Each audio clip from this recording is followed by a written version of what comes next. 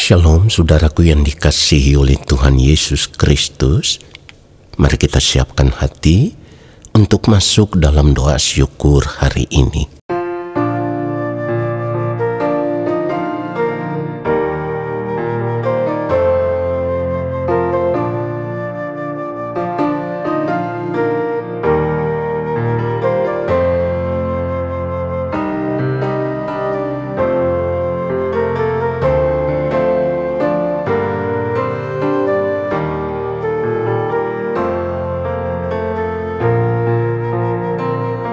Satu hal telah ku minta kepada Tuhan,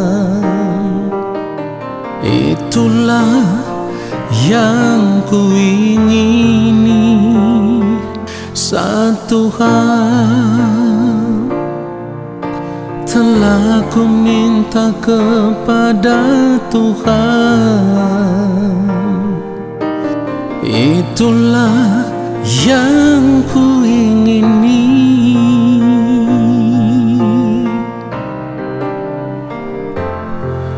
Diam di rumah Tuhan seumur hidupku,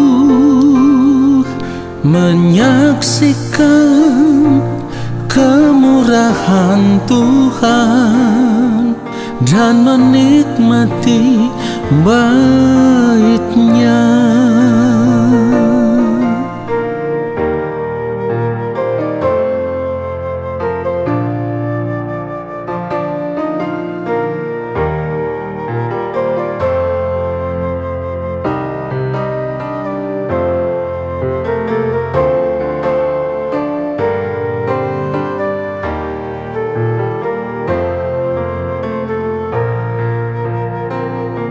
Satu hal telah ku minta kepada Tuhan, itulah yang ku ingini. Satu hal telah ku minta kepada Tuhan, itulah yang ku ingini.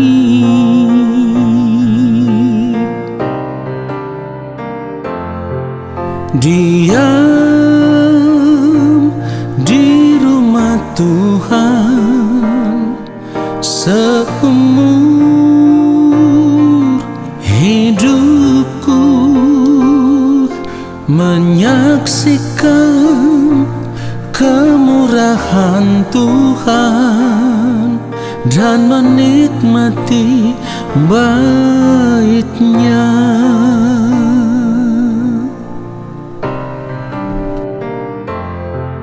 Diam di rumah Tuhan seumur hidupku, menyaksikan kemurahan Tuhan dan menikmati bait-Nya, dan menikmati bait-Nya, dan menikmati bait-Nya.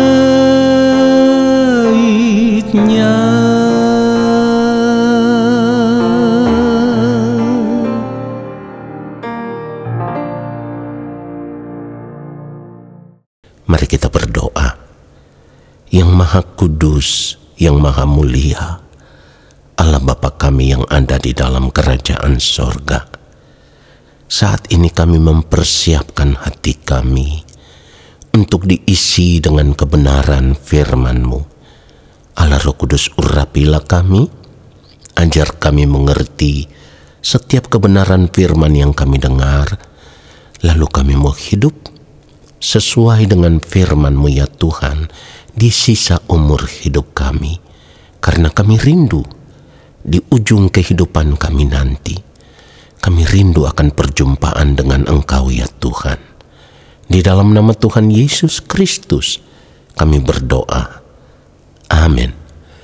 Saudara yang dikasihi oleh Tuhan Yesus Kristus, sebagai orang percaya atau sebagai orang Kristen, seharusnya kita memiliki satu kerinduan, lebih daripada kerinduan kita akan hal apapun yang ada di dunia ini. Lebih dari segala sesuatu yang kita miliki, yang kita punyai, yang bisa kita nikmati dari hari lepas hari. Lebih dari semuanya itu, saudaraku. Dan kerinduan hati yang saya maksudkan di sini adalah kita harus memiliki kerinduan hati untuk berjumpa dengan Tuhan. Karena perjumpaan dengan Tuhan itu lebih mulia, lebih berharga, lebih bernilai dari apapun yang ada di dunia ini. Dan perjumpaan dengan Tuhan yang saya maksudkan di sini adalah perjumpaan kita dengan Tuhan di ujung kehidupan kita nanti. Di mana ketika kita berjumpa dengan Tuhan, berdiri di hadapan pengadilan Tuhan, disitulah Allah Bapa di sorga, di dalam Tuhan Yesus Kristus, bisa menemukan wajah batinia kita yang benar-benar serupa dengan yang mulia Tuhan Yesus Kristus, sehingga hidup kita dipandang layak di hadapan Allah Bapa di sorga, dipandang layak menjadi anak-anak kerajaan sorga, supaya kita bisa diakui oleh Allah sendiri. Kita diakui sebagai anak-anak Allah dan dilayakkan menjadi anggota keluarga kerajaan Allah Bapa di sorga. Kehidupan sebagai anggota keluarga kerajaan Allah inilah yang harus menjadi tujuan hidup kita satu-satunya selama kita masih hidup di dunia ini. Jadi kalau kita benar-benar memiliki kerinduan akan perjumpaan dengan Tuhan di kekekalan nanti, diakui sebagai anak-anak Allah Bapa di dalam kerajaan sorga nanti, maka seharusnya saat ini kita harus mengambil keputusan untuk meninggalkan segala sesuatu, untuk meninggalkan jalan hidup yang ditawarkan oleh dunia saat ini kepada kita. Karena jalan hidup yang ditawarkan oleh dunia saat ini kepada kita itu hanya sesaat, itu hanya sementara, itu hanya 70 sampai 80 tahun. Oleh karenanya kita harus berani mengambil keputusan. Mulai saat ini kita harus memiliki prinsip hidup yang baru. Tidak ada satu kesenangan hidup dunia yang bisa membuat kita merasa bahagia selain perjumpaan kita dengan Tuhan. Nah, oleh karenanya saudaraku, selama kita masih hidup di dunia ini, kita harus bersedia menyediakan diri untuk berurusan dengan Tuhan secara pribadi. Kenapa kita harus bersedia menyediakan diri untuk berurusan dengan Tuhan secara pribadi? Karena saat kita berurusan dengan Tuhan dari hari lepas hari, disitulah kita bisa memiliki interaksi secara langsung, secara pribadi dengan Tuhan. Saudara perhatikan itu. Dan kita harus percaya, Allah Bapa di sorga itu selalu menyediakan diri untuk berjumpa dengan orang-orang yang mau serius berurusan dengan Dia. Orang-orang yang mau selalu mencari Dia, saudaraku. Kita harus mengerti akan hal ini. Itulah kenapa firman Tuhan katakan, carilah Tuhan selama Ia berkenan ditemui, berserulah kepadanya selama Ia dekat.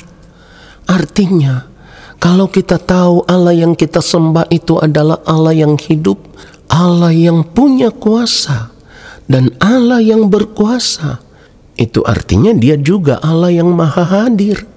Artinya ketika kita serius mau berurusan dengan Tuhan, kita rindu terus akan perjumpaan dengan Tuhan dari hari lepas hari, disitulah kita pasti akan mengalami Tuhan. Dan ketika kita mengalami Tuhan, kita akan diajar untuk mengerti apa yang menjadi kehendak Tuhan. Lalu di sepanjang hari hidup kita hanya hidup untuk melakukan apa yang menjadi kehendak Allah Bapa di sorga. Saudara perhatikan itu, ingat, orang-orang yang sejak di dunia ini hanya memilih hidup melakukan apa yang menjadi kehendak Allah Bapa di sorga. Orang-orang inilah yang akan diterima di dalam rumah Allah Bapa di sorga. Sebab orang-orang yang melakukan kehendak Allah Bapa di sorga, mereka akan memiliki hidup selama-lamanya. Hidup selama-lamanya yang saya maksudkan di sini adalah orang-orang yang mencari Tuhan itu, yang selalu hidup melakukan kehendak Tuhan itu, mereka akan memiliki kehidupan yang kekal. Inilah yang dimaksudkan firman Tuhan. Di dalam 1 Yohanes pasal 2 ayat 17 dikatakan, dan dunia ini sedang lenyap dengan keinginannya, tetapi orang yang melakukan kehendak Allah tetap hidup selama-lamanya. Saudara perhatikan itu. Saya ulang sekali lagi, dan dunia ini sedang lenyap dengan keinginannya. Kalau kita sudah tahu dunia ini sedang lenyap dengan keinginannya, artinya kalau kita sudah tahu dunia ini sedang berjalan menuju kehancuran, lalu kita tetap mengikuti jalan dunia ini, kita mengikuti jalan hidup yang ditawarkan dunia ini hanya demi menikmati kesenangan-kesenangan hidup yang sementara, yang saya katakan tadi hanya 70-80 tahun. Lalu setelah itu semuanya akan hilang lenyap, semuanya itu akan hancur, akan hangus di dalam nyala api. Maka tindakan hidup yang demikian menunjukkan bahwa kita telah mengambil keputusan yang salah, yang akan mendatangkan kebinasaan atas hidup kita di kekekalan. Kita telah menjadi orang yang begitu bodoh, saudaraku. Padahal seharusnya kita semua sadar. Sebab firman Tuhan sudah mengingatkan kita, sudah menasehati kita. Seperti yang ditulis di dalam Efesus 5, mulai ayat 16, ayat 17. Dikatakan, dan pergunakanlah waktu yang ada, karena hari-hari ini adalah jahat. Perhatikan ayat 17. Firman Tuhan katakan, sebab itu janganlah kamu bodoh. Saya ulang sekali lagi, sebab itu janganlah kamu bodoh, tetapi usahakanlah supaya kamu mengerti kehendak Tuhan. Saudara perhatikan itu. Kalau kita sudah tahu firman Tuhan katakan hari-hari ini adalah jahat, yang artinya selama kita masih hidup di dunia ini, kita hidup di tengah-tengah kejahatan dunia, lalu kita berjalan mengikuti jalan hidup yang dunia tawarkan kepada kita. Itu artinya kita menjadi orang yang bodoh, saudaraku. Dan kalau kita tidak mau menyadari akan hal ini, maka kita tidak akan pernah mengerti kehendak Tuhan. Kalau kita tidak mengerti kehendak Tuhan, kita tidak akan pernah hidup melakukan kehendak Tuhan. Pertanyaannya sekarang, kalau kita tidak hidup melakukan kehendak Tuhan, apakah kita bisa diterima di dalam kerajaan Allah Bapa di sorga? Padahal tadi firman Tuhan katakan, hanya orang-orang yang melakukan kehendak Allah tetap hidup selama-lamanya. Artinya, kalau selama kita hidup, kita tidak berjuang untuk hidup benar di hadapan Tuhan. Kita tidak pernah berjuang untuk menjaga kesucian hidup kita, menjaga kekudusan hidup kita, menjaga kebenaran hidup kita, karena kita memilih untuk hidup mengikuti jalan dunia ini. Bagaimana mungkin kita bisa berjumpa dengan Tuhan di dalam kerajaan Allah Bapa di sorga? Sebab orang yang akan berjumpa dengan Tuhan hanyalah orang-orang yang hidup melakukan kehendak Allah Bapa di sorga. Inilah yang ditegaskan oleh Tuhan Yesus Kristus ketika Tuhan Yesus berkata di dalam Matius 7 ayat 21, bukan setiap orang yang berseru kepadaku, Tuhan, Tuhan, akan masuk ke dalam kerajaan sorga, melainkan dia yang melakukan kehendak Bapa-Ku yang di sorga. Saudaraku, kalau kita menyadari akan hal ini, bahwa kita tidak akan pernah memiliki perjumpaan dengan Tuhan di dalam kerajaan-Nya kalau kita tidak pernah hidup melakukan kehendak Allah Bapa di sorga. Maka saat ini kita harus mengambil keputusan untuk meninggalkan tawaran dunia ini, untuk meninggalkan jalan hidup dunia ini. Lalu kita berjalan mengikuti jalan hidup yang sesungguhnya, yaitu jalan hidup yang ditunjukkan oleh Yang Mulia Tuhan Yesus Kristus. Supaya pada akhirnya kesetiaan kita mengiring Tuhan, menjadi orang percaya, menjadi orang Kristen, itu tidak akan pernah menjadi sia-sia. Karena orang yang berjalan mengikuti jejak hidup yang telah ditunjukkan oleh Yang Mulia Tuhan Yesus Kristus, merekalah yang akan diterima di dalam kerajaan Allah Bapa di sorga dan akan diakui sebagai anak-anak Allah, dipandang sebagai ahli waris kerajaan Allah Bapa di sorga. Biarlah kebenaran firman Tuhan ini menyadarkan kita supaya kita berubah sebelum terlambat. Jangan sampai kita menyesal, tetapi penyesalan kita sudah tidak ada artinya. Tuhan Yesus memberkati kita semua. Amin. Mari kita berdoa, saudaraku. Bapa yang Maha Kudus, terima kasih untuk kebenaran firman-Mu. Kami disadarkan oleh firman-Mu, dan kami mau mengambil keputusan. Kami mau berubah. Kami mau berjuang untuk hidup hanya melakukan kehendak-Mu ya Bapa, di sepanjang sisa umur hidup kami, selama kami masih hidup di dunia ini. Terima kasih Bapa, kami diberkati dengan firman-Mu. Firman-Mu mengubah kami. Dan saat ini kami semua mau mengangkat tangan di hadapan Bapa di sorga. Kami percaya Engkau akan menurunkan tangan dan memberkati hidup kami. Saudaraku, arahkanlah hatimu tertuju kepada Tuhan dan terimalah berkat-Nya. Segala berkat kasih karunia daripada Allah Bapa di sorga, rahmat cinta kasih yang berlimpah-limpah dari Gembala Agung yang mulia Tuhan Yesus Kristus, di dalam persekutuan yang manis dengan Roh Allah yang kudus, turun atas hidupmu, menyertai langkah hidupmu dan memberkati hidupmu sekarang dan sampai selama-lamanya. Amin. Saudaraku, terima kasih sudah mengikuti doa syukur hari ini. Sampai jumpa dalam doa syukur besok hari. Tuhan Yesus memberkati kita semua. Shalom.